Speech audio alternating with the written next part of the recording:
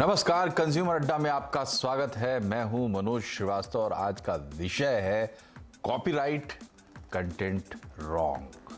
तो ये विषय क्यों है? देखिए, आप भी सोशल मीडिया पर ज़रूर होंगे और कुछ ना कुछ पोस्ट भी करते होंगे। अभी आपसे पूछा जाए कि क्या आप सोशल मीडिया इन्फ्लुएंसर बनना चाहते हैं या क्या आप कंटेंट क्रिएटर हैं, तो शायद आपको लगे कि ये अजीब सा सवाल है। लेकिन ये मीडिया जिस तरीके से इवॉल्व कर रहा है और एक तरह का दो तरफा जो इसमें संवाद की व्यवस्था है, उसमें हर व्यक्ति कंटेंट क्रिएटर है और हर व्यक्ति कंटेंट का कंज्यूमर भी है।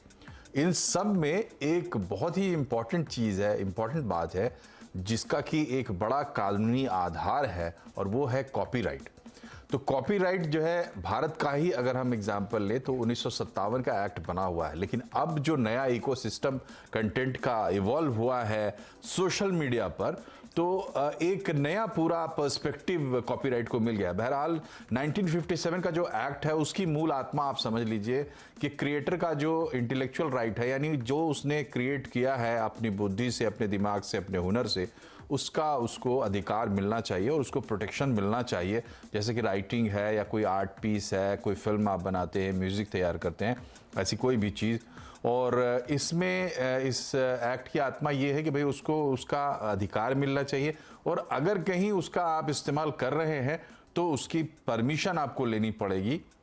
ये भी उसके अंदर प्रावधान है और परमिशन किस शर्तों पर देगा ये वो तय कर सकता है और उसको क्रेडिट भी आपको देना पड़ेगा। तो जो भी जिस व्यक्ति ने काम किया है, स्वाभाविक है उसका श्रेय उसको मिलना चाहिए। इसके लिए कॉपीराइट एक्ट के तहत आप अपनी रजिस्ट्री, अपने प्रोडक्ट जो आपका जो काम है उसको रजिस्टर आप करा सकते हैं। इसमें साहित्य, तमाम तरह के साहित्य, जो भी लिखा हुआ काम है, नाटक है, म्यूज़िक है, पेंटिंग है, फोटोग्राफी है, दूसरे आर्ट पीसेस है, कोई आर्टिकल आपने पब्लिश किया है या रिकॉर्डेड साउंड है आपके, या कोई फिल्म है, टीवी रेडियो का कोई काम और टेक्नोलॉजी से जुड़ा कोई काम, अब जैसे हम टेक्नोलॉजिकल इनोवेशन या इस तरीके की चीज़ें करते हैं, वो भी इसमें शामिल है। तो मूल रूप से जो कुछ भी अपनी बुद्धि, अपने हुनर का इस्तेमाल कर इंसान तैयार करता है, उस पर उसका पूरा हक रहे।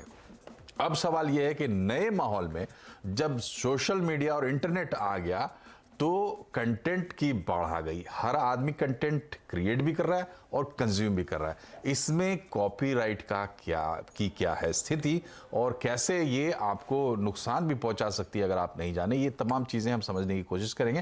पहले आपको पैनल से मिलवाते हैं। डिजिटल मार्केटिंग एक्सपर्ट और एंटरप्रेन्योर हर्ष शाह हमारे साथ हैं। ELT लॉ पार्टनर्स में वकील राजुल जैन हमारे साथ है और एक और digital marketing expert Aamir Junaid Ahmad हमारे साथ है। आप तीनों का बहुत बहुत स्वागत है। राजुल जी, सबसे पहला सवाल मेरा आपसे होगा कि देखिए, अभी तक जो कॉपीराइट एक्ट है या कॉपीराइट का जो पूरा कॉन्सेप्ट है, उसका परव्यू एक अलग था और अब हम आज खास करके हम बात करें सोशल मीडिया से जुड़ी हुई, तो कितना इवॉल्व हुआ है इकोसिस्टम और आपको क्या लगता है कितने लैकलस्टर हैं हम लोग इसको लेकर सोशल मीडिया के रिलेशन में, खास करके कंटेंट क्रिएटर्स? जी मनोज, ये जो आपने सवाल पूछा है ये बहुत ही वाजिब सवाल है। मैं जैसे कि बता दूं सबसे पहले कि कॉपीराइट लगता किस चीज़ पे है। कॉपीराइट का ये जो पूरा कानून है, देखिए, एक ये आर्टिस्टिक वर्क पे, किसी भी म्यूजिक वर्क पे, किसी भी लिटरेरी वर्क पे, इन सब चीज़ों पे लगता है। जैसे कि इनफैक्ट आर्किटेक्चर जो आपके बिल्डिंग के स्ट्रक्चर्स बनाता है, ये उसके भी स्ट्रक्चर्स के डिज़ाइंस पे, फसाड्स पे, ये उन पे भी लगता है। पहले तो जो डिजिटल दुनिया से पहले तो एक फिजिकल वर्ल्ड के अंदर ही जब कोई इन्फ्रिंजमेंट नोटिस में आता था तो हम लोग नोटिस भेजते थे और सामने वाले को और बोलते थे कि आपने इन्फ्रिंजमेंट किया, आपने हमारे क्लाइंट का ये नुकसान किया है, और हम उसको बोलते थे कि आपने इतना मुनाफा कमाया होगा हमारे प्रोडक्ट से। तो इस तरीके से हम चीज़ें करते थे पहले के टाइम में। सोशल मीडिया की दुनिया में मनोज इस चीज़ का कोई पैमाना नहीं रहा है और सोशल मीडिया में जैसे कि डिजिटल प्लेटफॉर्म पे चीज़ों को पब्लिश करना बहुत ही आसान है और उसको देखने वाले जो ऑडियंस है बहुत वाइड है। वहाँ पे आपने जैसे ही कोई चीज़ लगाई उसको इमीडिएटली उसकी रिपरकशंस कहीं कैसे भी हो सकती है। और ये देखने वाली बात ये है इसमें कि एक सेम कॉपीराइट को, जबकि कोई ये एक लॉ में एक बात बोली गई है, डॉक्ट्रिन ऑफ फेयर यूसेज। तो डॉक्ट्रिन ऑफ फेयर यूसेज बोलता है कि नेचर ऑफ आपने जो कॉपी कर लिया उसका कितना अमाउंट आपने यूज किया, उसने आपका पर्पस क्या किया। और यहाँ पे पर्पस बहुत इंपॉर्टेंट है कि आपने कमर्शियल पर्पस के लिए किया या पर्सनल पर्पस के लिए किया।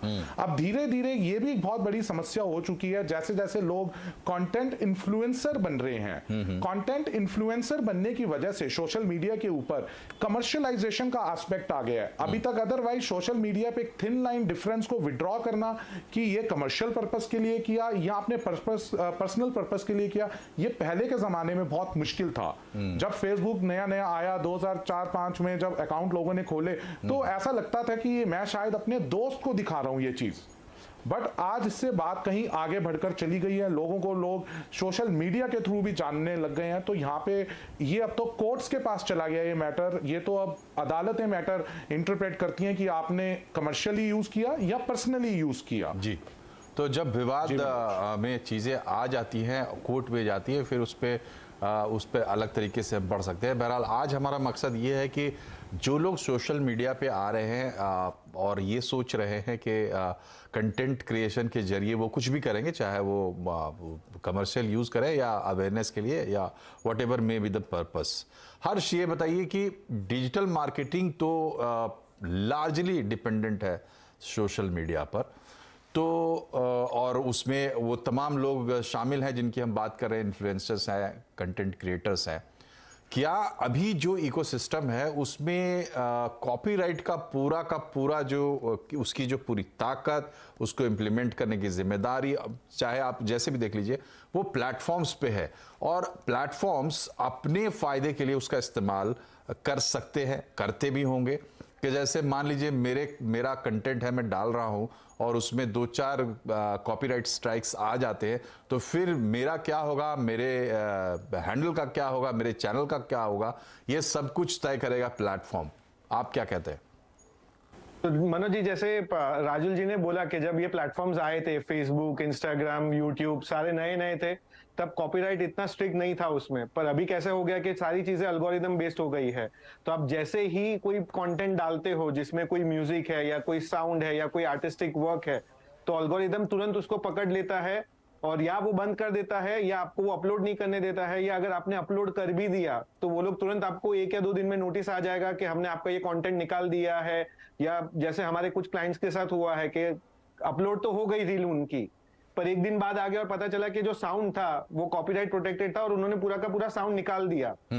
और 3 या 4 स्ट्राइक आ गई अगर, तो वो लोग पूरा का पूरा हैंडल बंद कर देते हैं, चैनल बंद कर देते हैं। फिर ऑप्शन है हमारे पास के जहां पे हम अपील कर सकते हैं, प्लेटफॉर्म पे जाके उनके साथ बात करते हैं और फिर उनको बोलते हैं कि निकालने के लिए, पर वो तकरीबन 1 महीना 2 महीना चले जाता है कभी कभी। कब कुछ टाइम पे आपको वापस मिल भी जाएगा आपका अकाउंट या आपका चैनल या आपका हैंडल, और कुछ जगह पे नहीं भी मिलेगा। सो काफी प्लेटफॉर्म पे डिपेंड करता है कि आप कितने अच्छे तरीके से अपील कर रहे हो, और सामने वाला जो ऑन द अदर साइड जो रिव्यू कर रहा है वो डिसाइड करता है, और उनके पास बेसिकली पूरा राइट है कि या वो रखे या निकाल दे उसको। जी, तो पूरी तरह से उनके हाथ में मामला चला जाता है। लेकिन जुनैद, आपसे हम